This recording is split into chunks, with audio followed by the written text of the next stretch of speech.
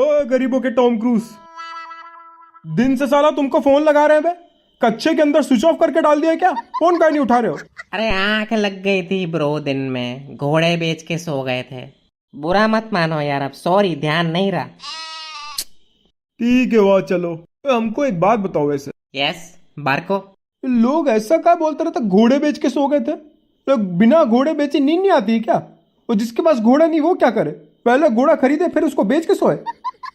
अरे इसके पीछे पुरानी एक बैक स्टोरी है, तुमने नहीं पढ़ी होगी, तुम थोड़े से जाहिल हो ना।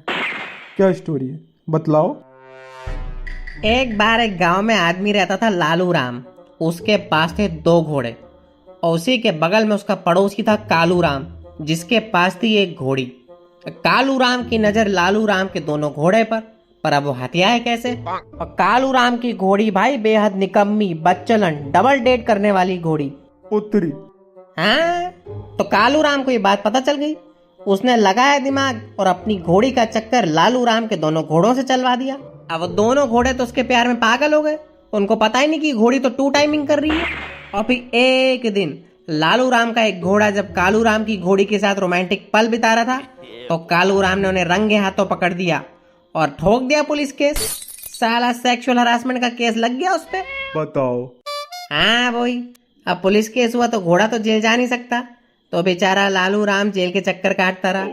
और एक दिन परेशान होकर उसने अपने दोनों घोड़े कालू राम को बेच दिए। वही हुआ जैसा कालू चाहता था। और जिस दिन लालू राम ने अपने दोनों घोड़े बेचे, उस दिन वो भयंकर चैन की नींद सोया।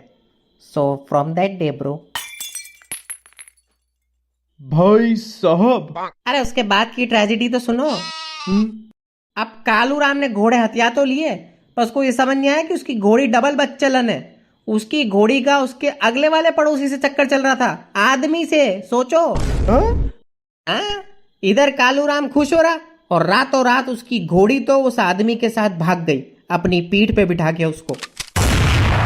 और तब से ये प्रथा शुरू हुई, शादी में दूल्हा घोड़ी पे बैठेगा वाली। समझ रहे हो?